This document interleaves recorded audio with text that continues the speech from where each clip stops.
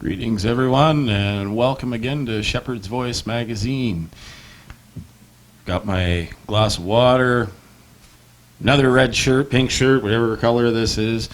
And this time I've even gone casual. I figured whenever I preach live, I tend to have a cup of coffee at the table or the lectern with me, and I don't know why it was only socially acceptable to only have a glass of water on camera. So I've got this here cup from the old Sands Hotel and Casino in Las Vegas, a memento that my grandfather on my dad's side left behind and that I use as one of my favorite cups. So if you don't mind, I'll be partaking of a sip or two of coffee as we go. I'll try not to be too loud on the camera or on the audio. But I'm going to jump right into our message for today, because one of the most inspiring individuals who overcame affliction and actually realized redemption is a fella by the name of Job. It's been argued that he was self-righteous, although I think we need to kind of broaden our look at the story's outcome. Okay. So that there's a greater appreciation for the lesson that's in there for us. Okay, because I think if we don't take a fairly broad look at Job and his story, especially the outcome, as I say, then it can kind of diminish maybe our understanding of what the whole book of Job is actually about. There is another individual, though, that appears in the story that can help us appreciate further examination of this story's intent. And you probably saw that the title of this message is Enter Elihu. And this fella is not acknowledged by any of the other persons in the book of Job. He's never quoted in the rest of, or even mentioned for that matter, in the rest of Scripture. And even more rarely is he mentioned or quoted in any sermon or in an article or anything. So we're going to try to bridge that little gap here today. And we're going to take a look at this character. He was a young man, and his name was Elihu. And he's a relatively unknown figure at the time even. So the writer of the book of Job gives him a little bit fuller of a description and goes into a bit of his pedigree. And if you want to look over in Job 32 and verse 2, it says, Then Elihu, son of Barashal, the Buzite, from the family of Ram, became angry. And he was angry at Job because he had justified himself rather than God. Now, for this message perhaps to make a whole lot of sense, it would be well worth your while to have a look at the entire story of Job and what took place and what it was that he lost. His entire family, business, home, everything gone. There was death, destruction, and misery, bitter misery in the life of Job. But we're not going to dive into a lot of that, because as we said, we want to look a little bit at how the story ends to broaden our view of Job himself and the story of him. So with that, we'll continue talking a little bit about Elihu here, because that's who we're going to focus a bit on today as well. He appears as a kind of 6-chapter window between Job's concluding words and when the Lord answers Job, when he speaks to him in the whirlwind. And it's interesting and fortunate that Elihu, in his tremendous frustration over the situation, entered into the discussion when he did. Okay? As his words provide kind of a transition from the words of Job and Job's friends and the words of God himself. He doesn't receive a reprimand from the Lord regarding what he says. And that's really interesting. It's something that we should note. Because the friends of Job, Bildad, Eliphaz, and Zophar, because what they were speaking of the Lord wasn't correct, when they were correcting Job, when they had gone to visit him after he had gone through or was in the aftermath of his suffering, what they had to say about the Lord wasn't well received by God. And he let them know so, and that's over in Job 42 and verse 7. You don't have to turn to all of these as I go through them. There's a fair amount of scriptures and a fair amount of going back through certain scriptures here in Job as we progress today. But it says, after the Lord had finished speaking to Job, he said to Eliphaz the Temanite, I am angry with you and your two friends, for you have not spoken the truth about me as my servant Job has. Now take 7 bulls and 7 rams and go to my servant Job and offer a burnt offering for yourselves.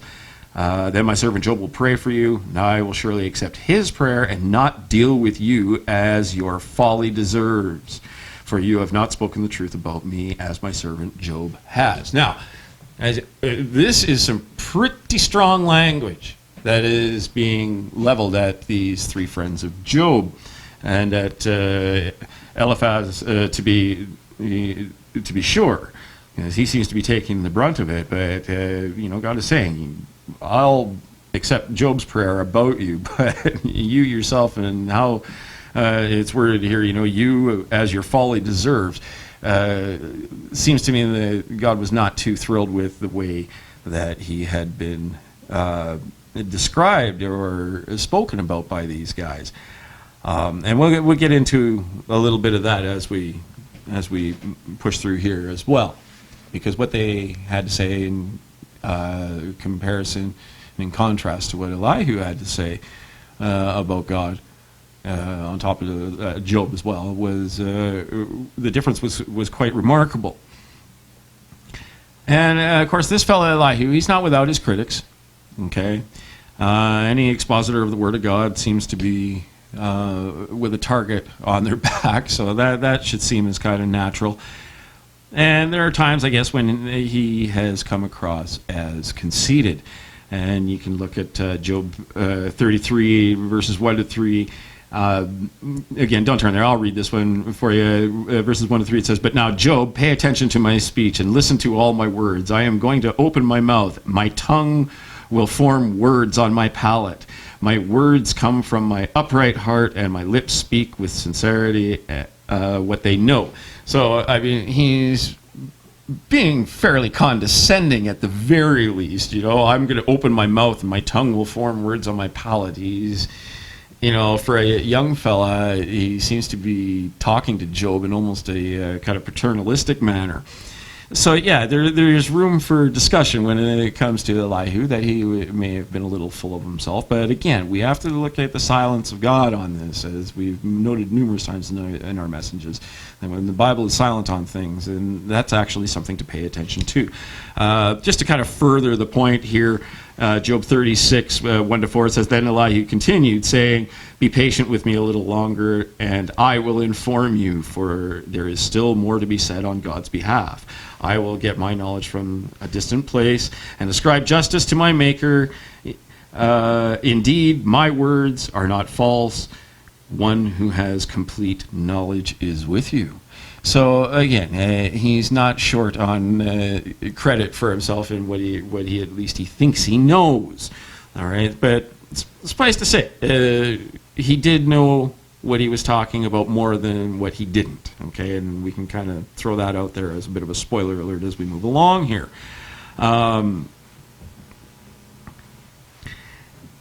Now, some feel that how he went about things, his theology, was not necessarily doing God's will out of love for him, but that he put words in Job's mouth, and he also kind of accuses Job of sin, where we're told that Job didn't. Okay, so in places where we're told that Job didn't. So there's a bit about this guy. He's kind of an uncomfortable character. Let's say that about him. But as we said, the Lord is silent on Elihu. And that is actually something kind of remarkable, and it's something to consider, especially in light of what he has to say. The wisdom expressed by this young man was likely inspired. Therefore, it actually behooves us to consider his discourse and his place in the entire narrative here quite closely. You see, he was also angry at Job's friends, who had found no answer, yet they condemned Job. Some marginal notes would even say that they even condemn God. Okay, so he was angry at Job for justifying himself rather than justifying the Lord. So that's kind of where his angst and his frustration came out of. And it moved him, obviously, to speak in some pretty elaborate and strong terms. And we can say that Elihu was not necessarily accurate in all of his assessments of Job, and perhaps not even in his assessment of himself. But this is not the cause to dismiss the fella or what he had to say, because he was closer to the truth than anyone else that's part of this story, at least in some very key areas.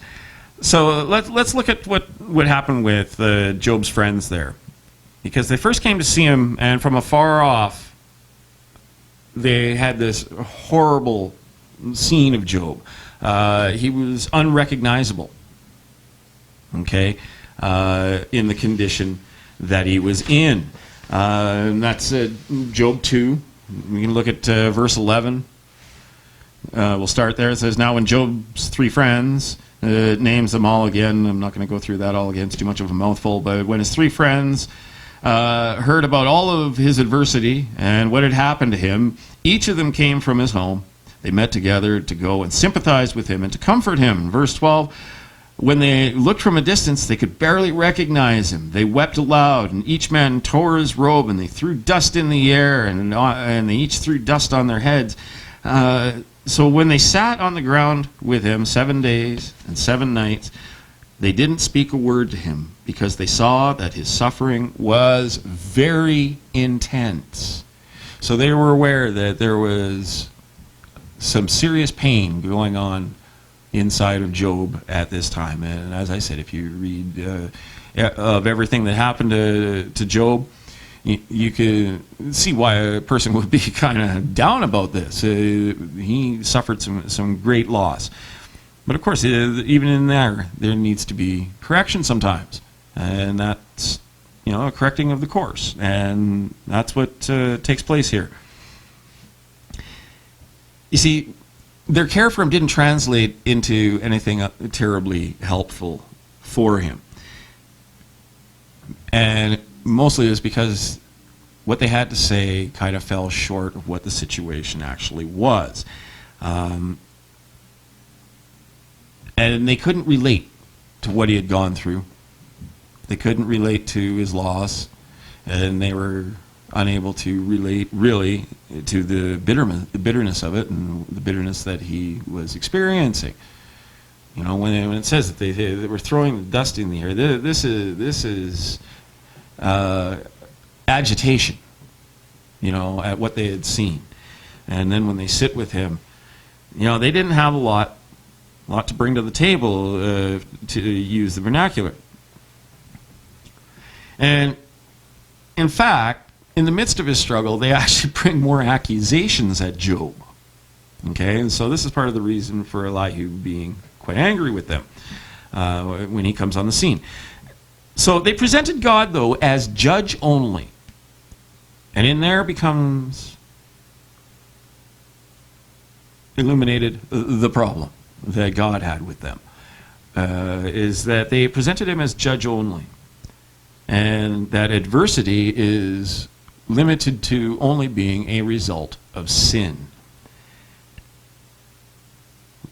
that God is taking retribution on them and being punitive. And if you want to look at Job 4, it tells you throughout it. I'll just read through a couple of what they had to say to him. They use pretty strong language in here as well. Consider who has perished when he was innocent. Where have the honest been destroyed? In my experience, those who plow injustice and those who sow trouble reap the same. They perish at a single blast from God and come to an end by the breath of his nostrils.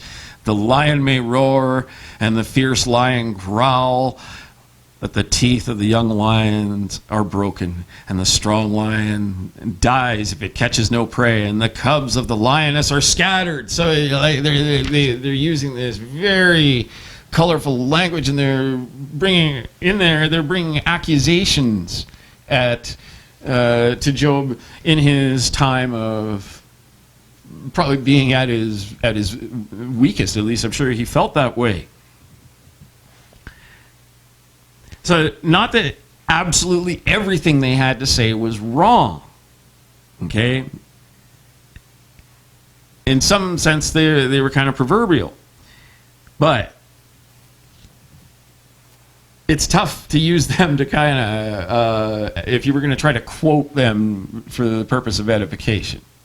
All right, let's put it that way. So, enter Elihu.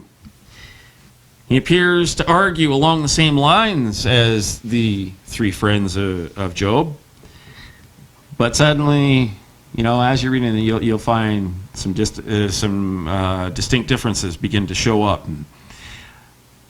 And they set him apart, okay, from the other guys. And despite the evidence of, like we said, perhaps a lack of humility, and the fact that maybe he misread some of Job's words, there is a broadening of wisdom in what Elihu brings.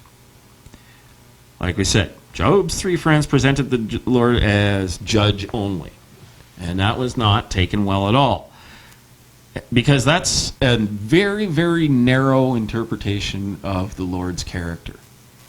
And I know that that's kind of a popular and common theme with the religiously minded, let's call it that, and that there is a tendency to look at God and to experience God as judge only. And he had a real problem with that, and I think he has a real problem with that to this day.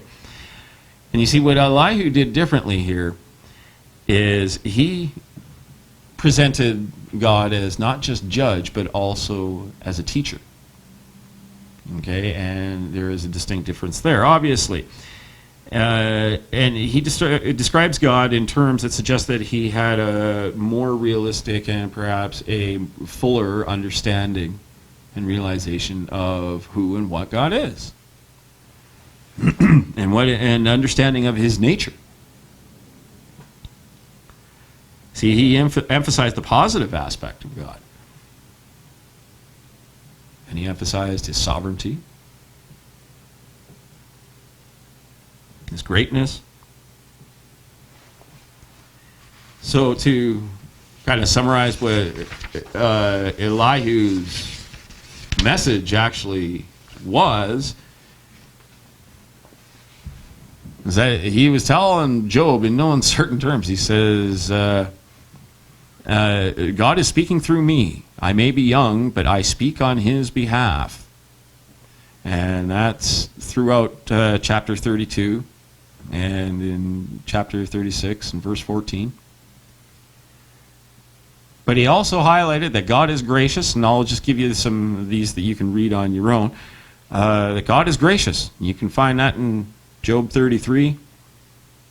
That God is a just God, and that's where justice comes from. It's from God. Chapter 34 and 35 of Job. And then that God is great. We have a great God. And that is in Job 36 and 37. So if you want to get those, rewatch this after we're done here, and you can pick those scriptures, those chapters up if you missed them the first time around. And the reason I'm just giving those to you is that the point here is not to give a full exposition of Elihu's message, but rather to kind of hit the high points. And in that, there will be a fair amount that won't be discussed today, and there'll be lots of stuff to find on your own and do study on, and there's always some loose ends. And that's a good thing. That's a good thing. It's always good to leave you wanting a little more or looking for a little more. So we're going to just try to hit the high points.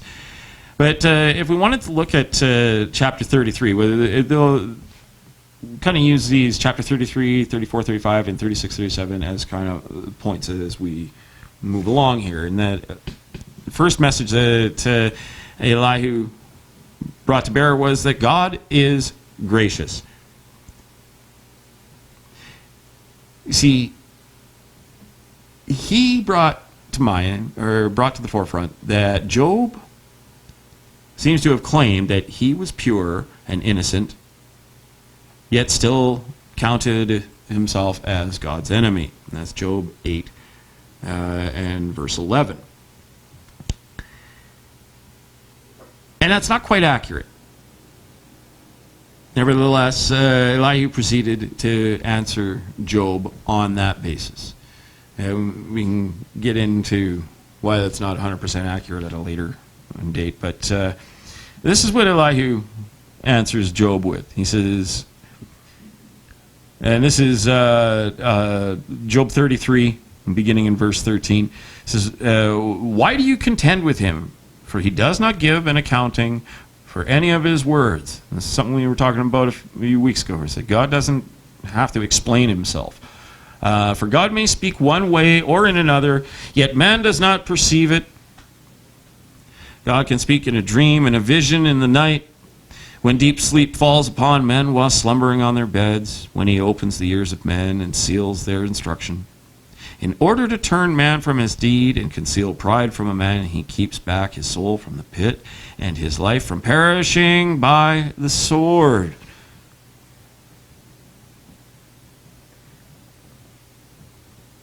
Sometimes when folks are going through a trial,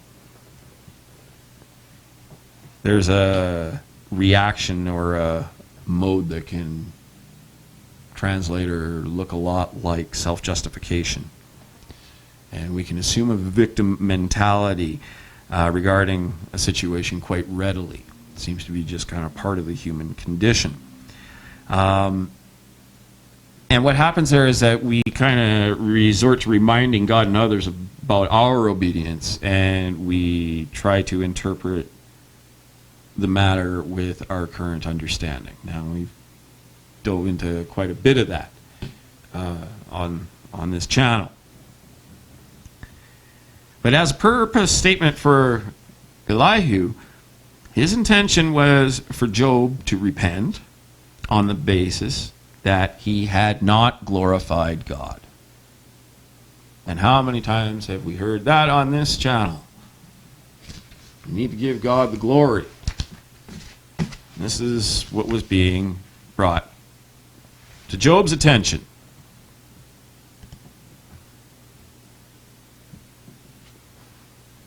See, Job had professed his righteousness based on a limited view of God and his purpose for man. And he claimed to be just and blameless according to the evidence of how God had blessed him before. And you can find that in Job 12, verse 4. He says, I am a laughingstock to my friends by calling on God who answers me. The righteous and the blameless man is a laughingstock.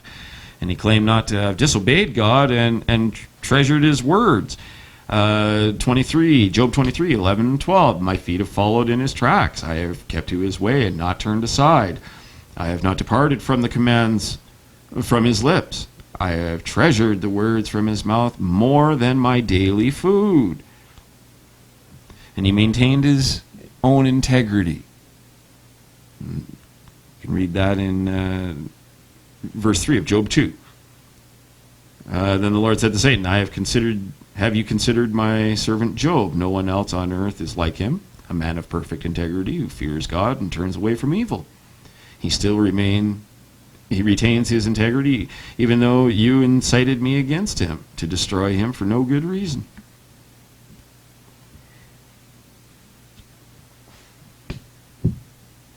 But then he says to God, he turns it right back to God in Job 10, verse 7. He says, even though you know that I am not wicked, and that there is no one who can rescue from your power.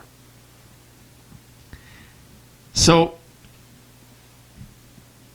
this self-justification and self-righteousness almost apparently, appears to come out of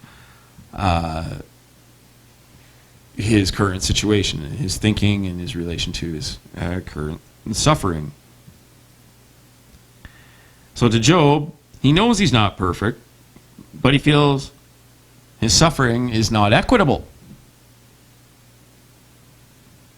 So to him, if it's not equitable, what purpose could it possibly serve? Again, he's got too narrow a view of God, what he might be doing with a fella.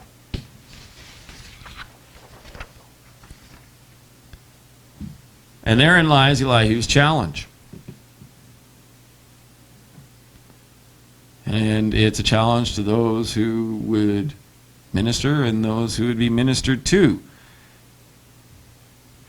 And that is that when there is no explanation, when we can't find the explanation, then it's a higher and broader view of God that is needed.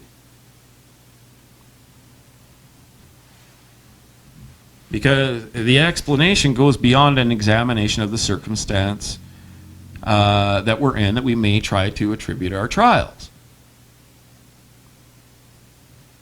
Elihu explained to Job that the Lord intervenes.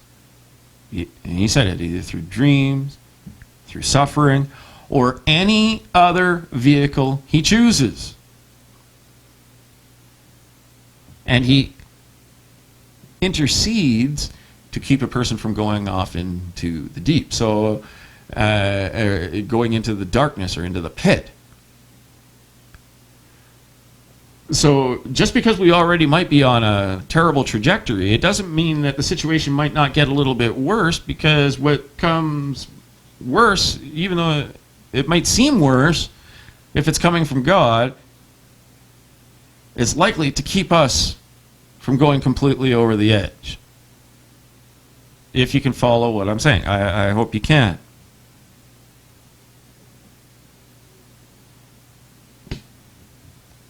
You can read that in 33:12 of Job. But I tell you that you are wrong in this matter, since God is greater than man. Why do you take him to court for not answering anything a person asks? For God speaks time and again, but a person may not notice it. In a dream, a vision in the night, when a deep sleep comes over people, as they slumber in their beds, he uncovers their ears and terrifies them with warnings, in order to turn a person from his actions and suppress the pride of a person. God spares his soul from the pit, his life from crossing the river of death. A person may be disciplined on his bed with pain and constant distress in his bones, so that he detests bread, and his soul despises his favorite food. His flesh wastes away to nothing, and his unseen bones stick out. He draws near to the pit, and his life to the executioners. Okay, so again, some very descriptive and almost dark language there to describe as much as he could about the breadth and width of what God is at liberty to use and will use to gain our attention, bring us back.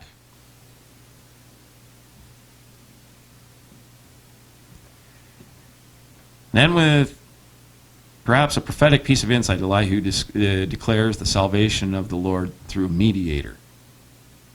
And not just anyone, but one that can offer a ransom. And carrying on in chapter 33 and dropping down to verse 23 to 26.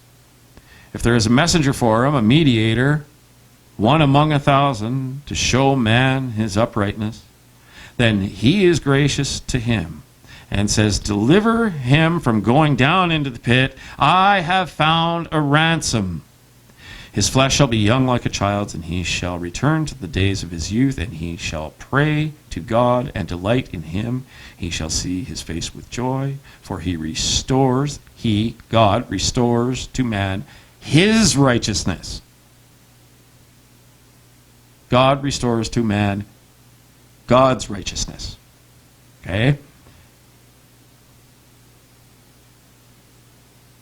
So Job saw his need for a mediator of some kind, and he desired to plead his case before the judge. And you can look at that in chapter 9, verse 33, and chapter 23, verses 3 to 7. Again, for time, I'm going to let you read that on your own. And all of that would seem reasonable, and likely reasonable to us, if we're not careful. Because, it says we're supposed to enter to the throne of grace boldly in Hebrews 10:19. So we have to watch what we think too. But Elihu here, he corrects Job regarding a mediator. And the mediator would show to a person God's uprightness and not the person's. That's in verse 23. If there is an angel on his side, one mediator out of 1,000 to tell a person what is right for him, and to be gracious to him and say, spare him from going down into a pit, I have found a ransom. Okay, and that's what that scripture is talking about.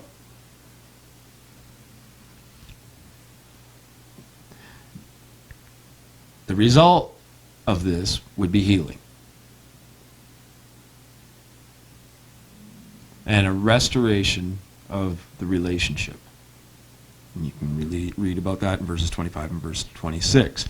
And that restoration is made to God's righteousness, as we said, not the righteousness of the person. Okay? It's God's righteousness that gets affected by the person being out of whack. Right? We have to take the broadest view of God that we can. See, the restored individual will testify and recognize the error of his or her ways in his thinking, and then proclaim God's goodness. You see, it's a means of thinking. So, when we think of the book of Hebrews, especially chapter 4 and verse 16, it tells us that we should be looking for mercy and grace in our time of need, not justification or explanation. Again, something that we talked about in a number of messages ago. And Hebrews 4:16, it says, therefore, let us approach the throne of grace with boldness so that we may receive mercy and find grace to help us in time of need. Not find out whether or not what we're dealing with is equitable. That would be wrong-headed. So Elihu emphasized that God is willing to do this repeatedly to restore an individual. Okay? And that's why it may seem like sometimes it gets a little heavy. But this is for our own benefit. Because this is what's supposed to keep us from the pit.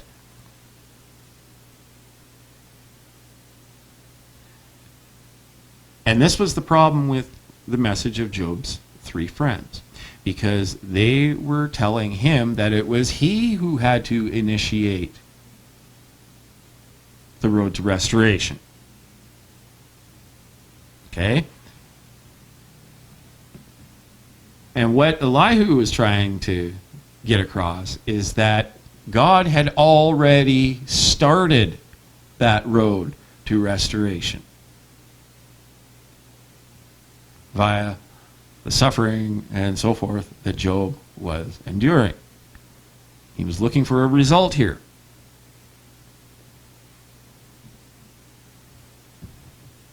So even though we're supposed to come before the throne boldly, it's still not ours to initiate.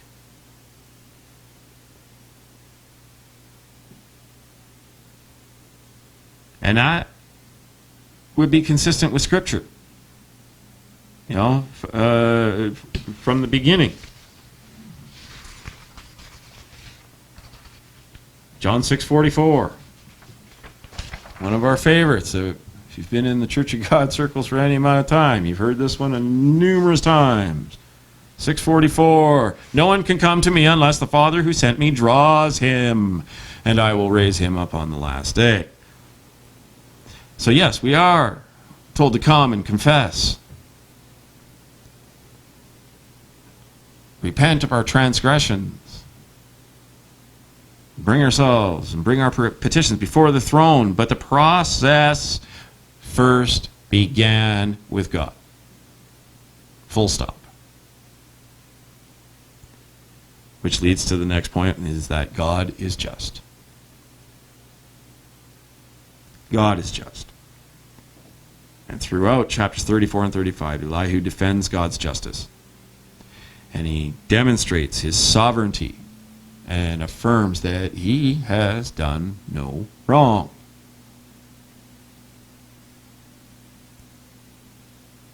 And I would hope that in principle we can all agree that God is just.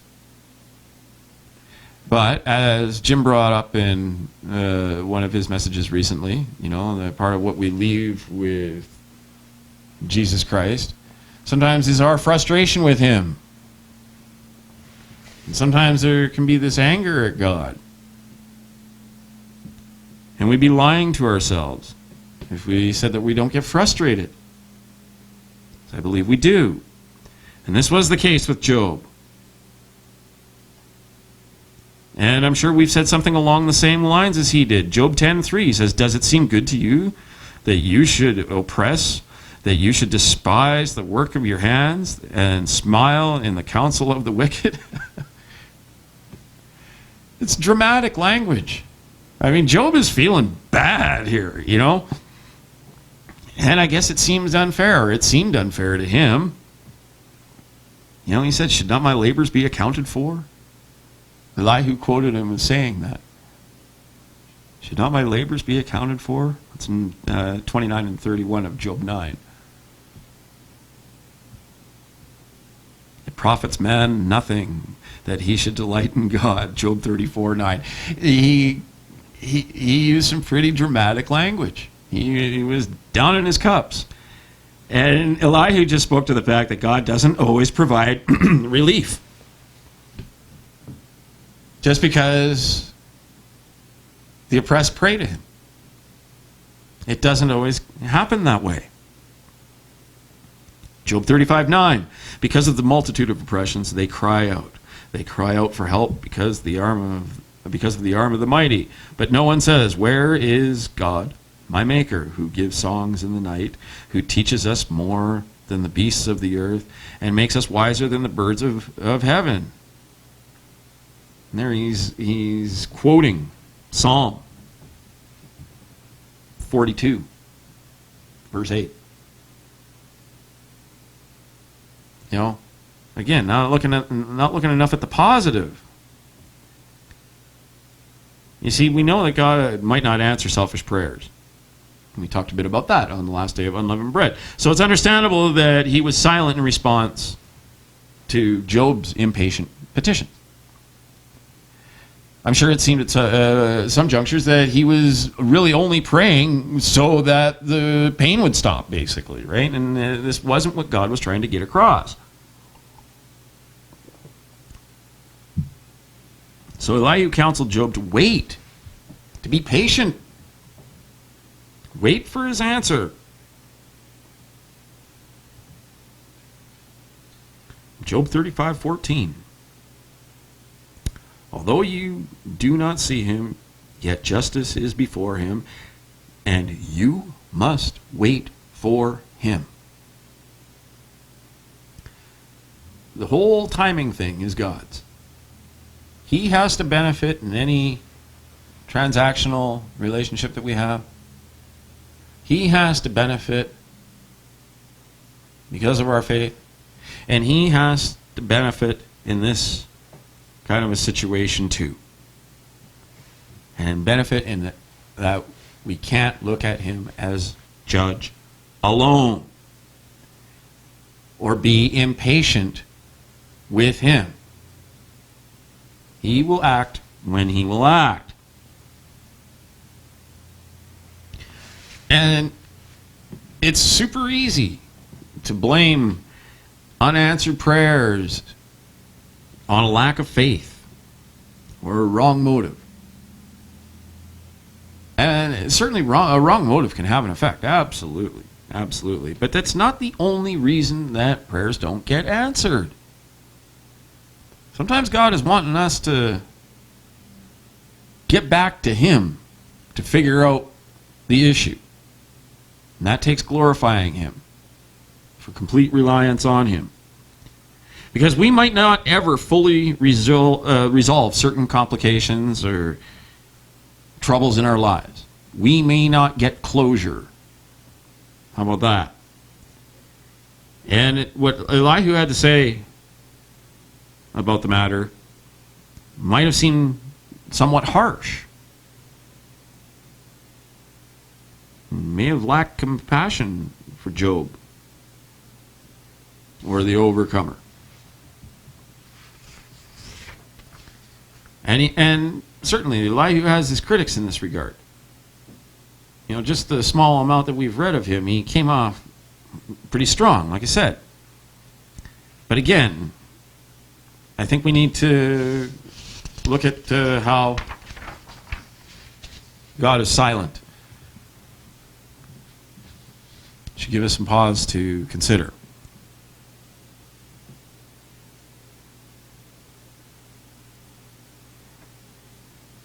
Sometimes when you're counseling somebody dealing with a heartbreaking situation, and I know Jim has had to do this, and I know Alex has had to do it, and I've had to do it. The reminder of the great person of God can lift a person, lift their heart, and do good in light of the suffering. And it can be what a person needs to have as a bump to overcoming. And Job's answer came in the person of God.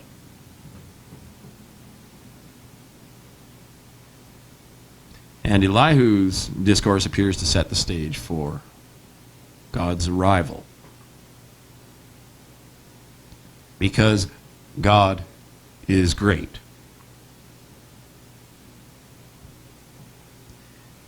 And part of Elihu's ministry to Job in overcoming, in terms of his suffering, was to present to him that a new vision of God is what was needed. Behold, God is exalted by his power. Who teaches like him? Who has assigned him his way? Or who has said, you have done wrong? Remember to magnify his work, of which men have sung. Everyone has seen it. Man looks on it from afar.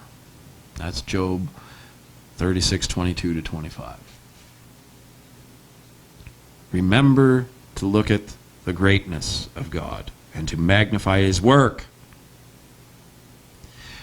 So what he's doing here is he's saying that worship is needed. And it's needed both in times of famine and in times of plenty, so to speak.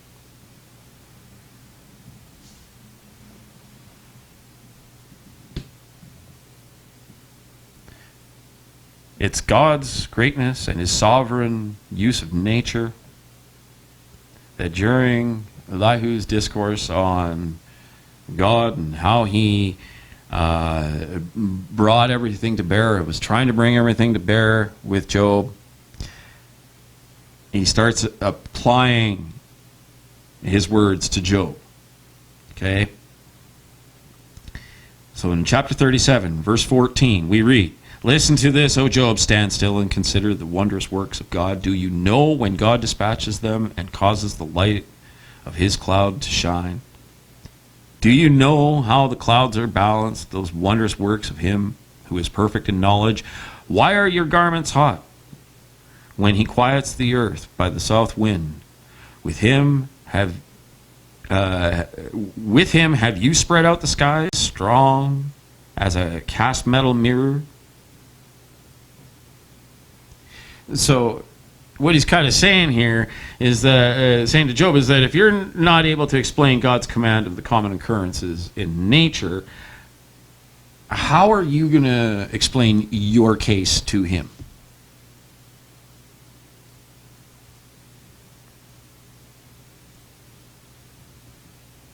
See, even if we had the opportunity, we could end up swallowed up in judgment. This is what Elihu was trying to get across to Job. 37, Job 37, verse 20. "Should he be told that I want to speak? Can a man speak when he is confused?" Again, a lot being said in these short questions, but what was he going to bring to the table in trying to bring his case before God? So if we're not able to look upon the sun on a clear day, which is a minor element of his creation, how do we expect to go face to face with him in his glory? That's in verse 21.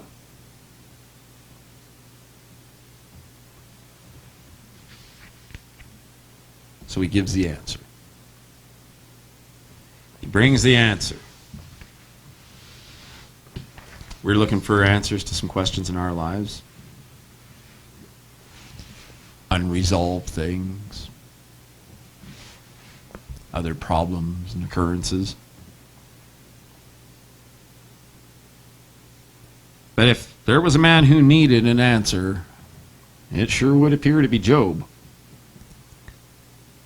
So what was the answer to all his suffering? It almost seems like oversimplifying the matter, brethren, but I pray you understand it's not. God is the answer. And this expanded, broadened, heightened view of him is absolutely necessary.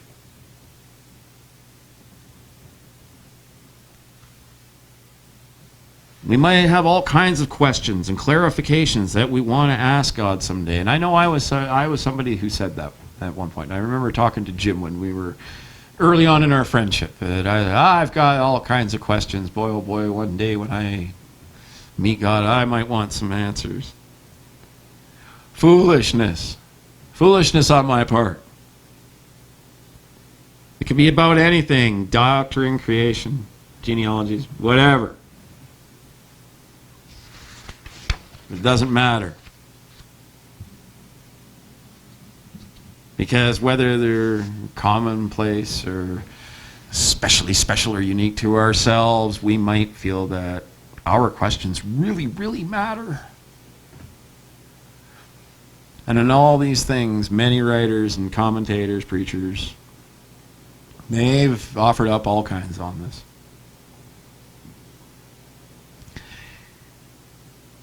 And those who write articles and give sermons and put out videos and do everything that we're doing here, well, we can't excuse ourselves from that list because we've done it.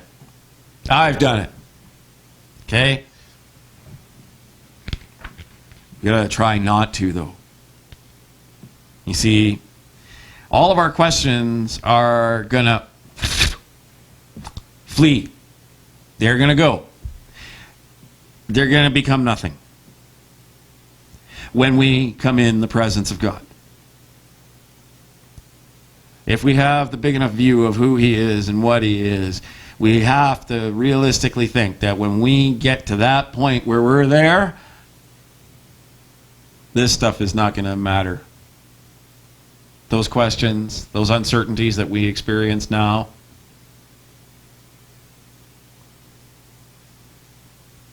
they're not going to add up to anything when we're in his presence. And it's because the person of God is the answer. And Job didn't receive an answer or an explanation regarding any of what he went through.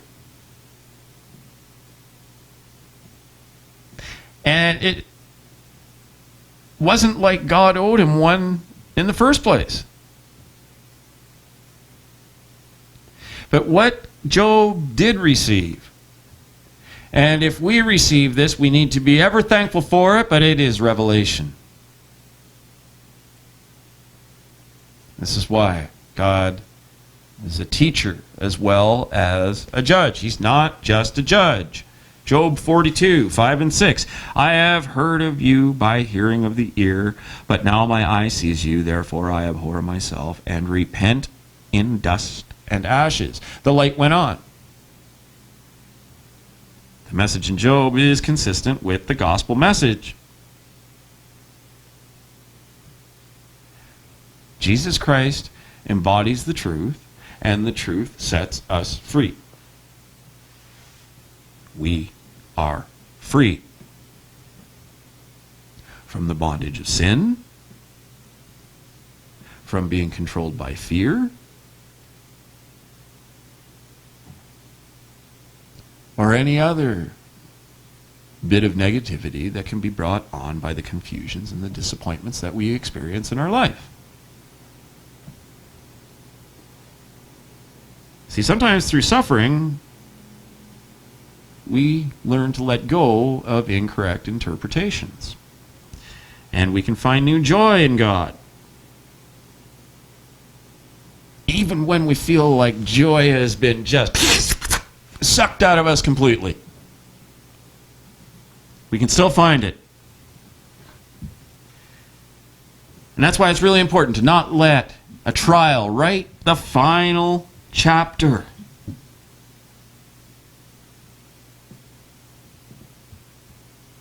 Because you see, God took care of this by way of revelation for Job, and he'll do the same for us. We have to have faith in that. But we also have to have the patience to go along with the faith.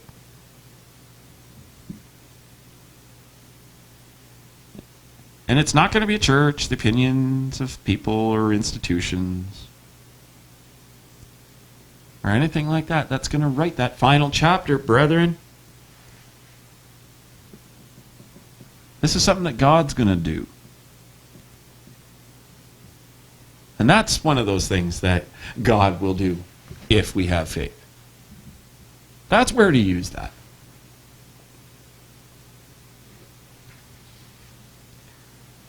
See, Elihu covered several areas of contention and made his own inferences about what Job was going through in his situation. And some of what he had, as far as an opinion on Job, might have been incorrect. And as we said, he had what might have been kind of a youthful conceit about him in his lengthy discourse. But he did not receive vindication from the Lord. He didn't get that any more than he got, he didn't get chastised either. And so there is some commentary that'll find a problem with his approach.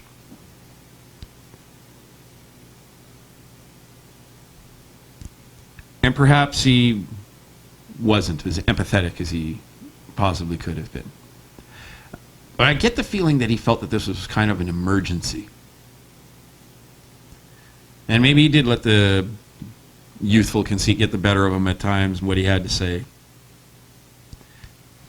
But I actually don't think, and I know Jim doesn't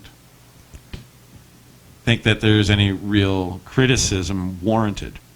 He claimed enlightenment by the Spirit, And even so, every message from a man, every article written on the activities of God will ultimately fall short.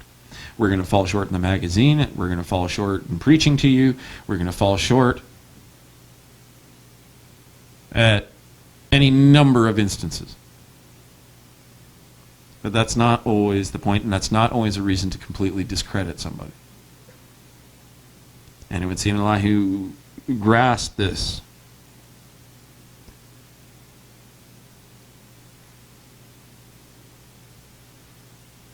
He began to bring his words to a conclusion like this. In Job 37:19 says, "Teach us what we should say to him, for we can prepare nothing because of the darkness." And then he concluded in Job 37:23 and 24. He says, "As for the Almighty, we cannot find him. He is excellent in power, in judgment and abundant justice. He does not oppress, therefore fear him. He shows no partiality to any who are wise in heart." So no matter how good you think you might be, there's always room for a reality check. And Elihu wanted Job to humble himself and wait for God, and for his greatness and his holiness. And it's his greatness and his holiness that demands that patience. And even though Elihu may have interpreted Job incorrectly or sold him short in some areas, not all. And although his discourse may have kind of run parallel or very close to what Job's other three friends said in a couple of instances, and though he could have perhaps used a little more humility and empathy, he spoke the truth, brethren, and sometimes the truth is not comfortable. And sometimes the truth comes from uncomfortable people. That coming from a guy who is well aware that I'm not for everybody.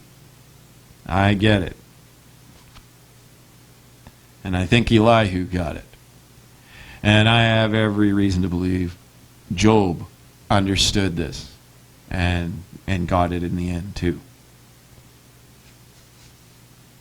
You see, we try to make sermons and messages and all that kind of relatable and applicable.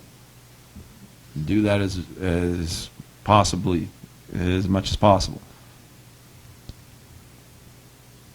And we do so with what revealed truth we have at our disposal too.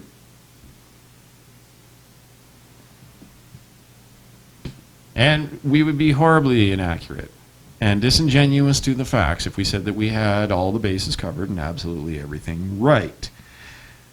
And that we're always, accurate in defining problems. And our messages always could use refinement. What we say and what we think could always be refined, especially in light of the sovereign God. And in most cases, we'd probably find that a little bit of humility probably would have gone a long way. And I am a terrible one for this. As my wife is cackling behind the camera right now saying, yeah, boy, could she tell you a story or two, I'm sure. But brethren, all joking aside, some extra humility at times is definitely a benefit. As tough as that might be to come to. And just as one who preaches, I find inspiration in a guy like Elihu because it appears that there might be a little bit of hope for preachers yet. Maybe, hopefully, God willing. But anyway, I've gone on for almost an hour here. It's already over an hour. If you watch the little lead-up thing there that counts down to us. So I'll sign off for now. Thank you for joining us. Happy Sabbath. Give us the thumbs up, thumbs down, some feedback. We're sure glad you could be here with us. Again, happy Sabbath. Take care. We'll see you next time on Shepherd's Voice magazine.